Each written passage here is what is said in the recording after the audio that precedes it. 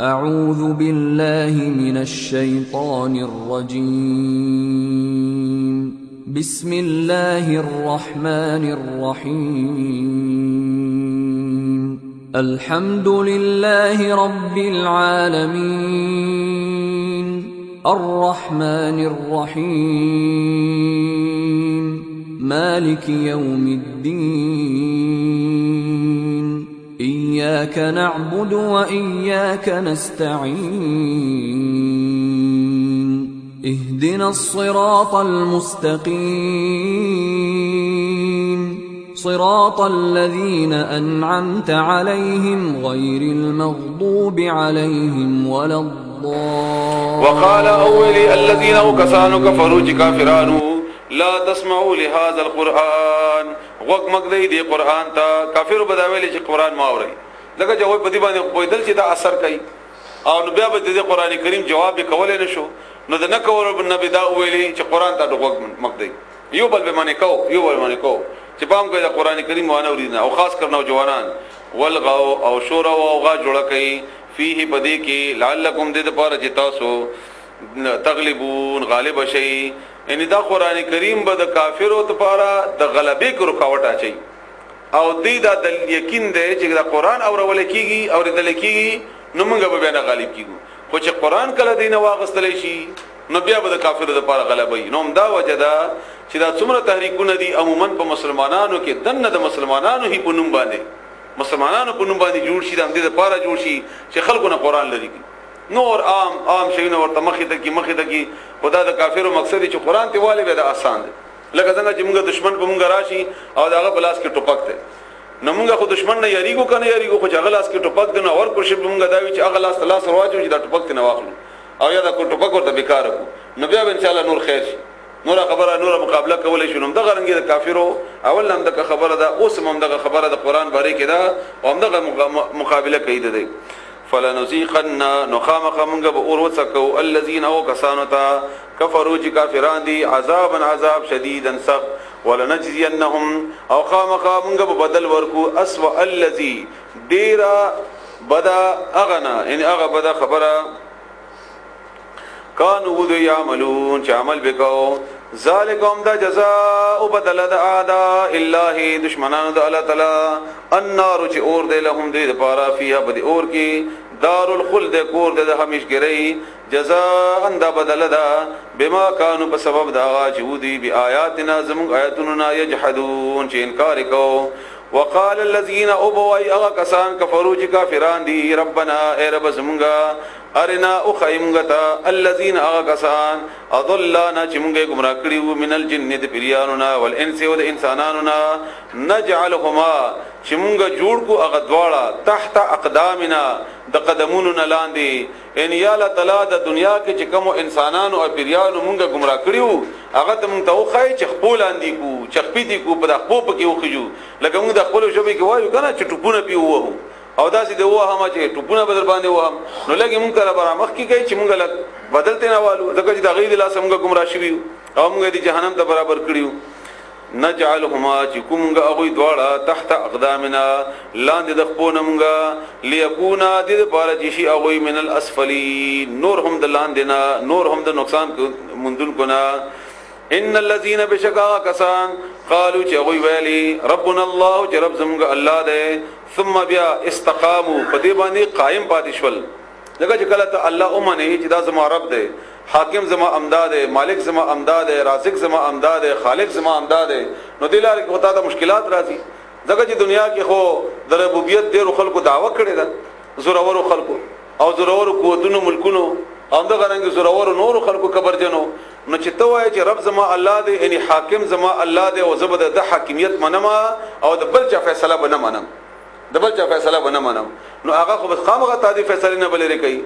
او دا خبره ځین کې مضبوطه کینه وای چې قبر ته چې موږ کله لاړ شو نو ټول نه اول دا درې پختنه چې کوم الله تعالی د فرشتو ذریعہ سره کوي چې مر ربک چې رب د تاسو سوکو داغه مراد دا نه دی چې موږ به اسانه سره وای چې ربنا الله د رب هغه معنی تاسو یاد ساتئ ان تاسو د ژوندۍ د اختیار تاسو ژوندۍ کې د مالکیت د اختیار او تاسو ژوندۍ کې د حاکمیت د اختیار چاته ور کړو یعنی ژوند تاسو چا په مرزي باندې تیر کړو چا به مرضی تاسو ژوندۍ تیروله فیصلو اختیار تاسو چا سره او بیا دې باره کې سورۃ مائده کې تاسو اوریدلې دي آیت نمبر 43 44 او 45 کې چې هغه څوک چې فیصله وکړي د الله تعالی د حکم نه بغیر ان څه چې الله نه ذکر دي نه بغیر فاولئک هم الظالمون فاولئک هم الکافرون فاولئک هم الفاسقون دا کومي فیصله دي دنه فیصله یوازې د عدالت مراد نه دي چې کني عدالت فیصله دي نه هر هغه فیصله چې تکای هر فیصله چې تکای کینه پاسې کور کې رشتي دي وغیرہ وغیرہ خو چې هغه ته د الله مرضی مطابق نه کوي الله مرضی مطابق نه کوي او دغه فیصله اختیار چې ته چاته ورکی دغه اختیار لرون کی طرف ویل کی پروردگار حاکم مالک چې هغه سره اختیار همي او هغه سره حاکمیت اخیره د حاکمیت اخیری سر هغه باغی سره هغه ته ویل کیږي نو پښتنه چې کینو علم دا کوي چې تا د خپل د دنیا د ژوندۍ د اختیار د چاته ور کړو او چې کله د تا ته هغه ته ورکی نو مشکلات راځي بیا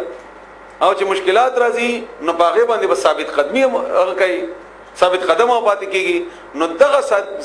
ثابت قدمی دا د مؤمن لپاره ګرانه ده مشکل ده مشکل امتحان ده او کدا تاسو اندازه ولګوي کدا ربوبیت دا دعوا صرف خپل ځان ته عبادت کول شي نو بیا تا کافر او نور نظامونه ولا مشکل نه جوړي ته کوا سل رکعات نفلونه کوي سلخ زرخ وکا یو ور ختم کوي شلخ نور وکا ابراهيم عليه السلام کا کور کې ناس ته چا منه کوا غد دینه خو چې کله ته د اغي پر ربوبیت کې کار لري او دا ورته وایي چې ستا اختیار به نه چلیږي د الله اختیار به چلیږي نو بیا غته نه پریدي بیا غته ته مشکلات جوړي نو دیو جن الله تعالی فرمایي چې ان الذين قالوا ربنا الله ثم استقاموا بیا په دې باندې کلک پاتې شول بیا په دې باندې ثابت قدم شول بیا په دې باندې مشکلات ته غاړه کې خدلا تتنزل نو بیا انعام مورا انعام در مزیدار ده تتنزل نازلیږي به عليهم الملائکه په دې باندې فرشتي الله تخافوا او توای به چې مې یریږي ولا تحزنوا غمجن کېږي هم وابشروا او خوشاله اوسېږي بالجنه بجنت سرا التي هغه جنت كنتم توعدون چې دا سره وعده کول شي بیا په دې باندې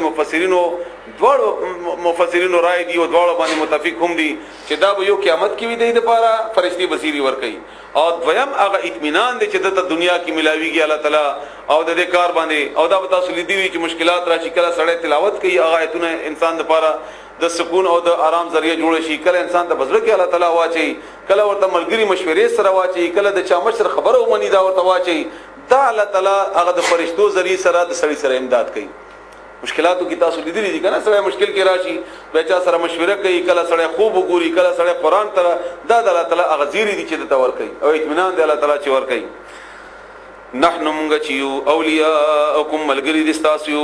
فی الحیات الدنیا پښوند دنیا کې او فی الاخرت او په اخرت کې هم ولکم تاسو د پاره په فیها په اخرت کې ما هغه څوی تشتهی چې اشتهاب کوي غواړي به انفسکم زرون دستاسو ولکم او تاسو د پاره به فیها په جنت کې ما هر هغه شی وی تدعون چې تاسو غواړي نزلن د مل مستیادا من غفور الرحیم د مهربان ذات طرفنا د بخون کې مهربان ذات طرفنا ډیر بهترین آیتونه دي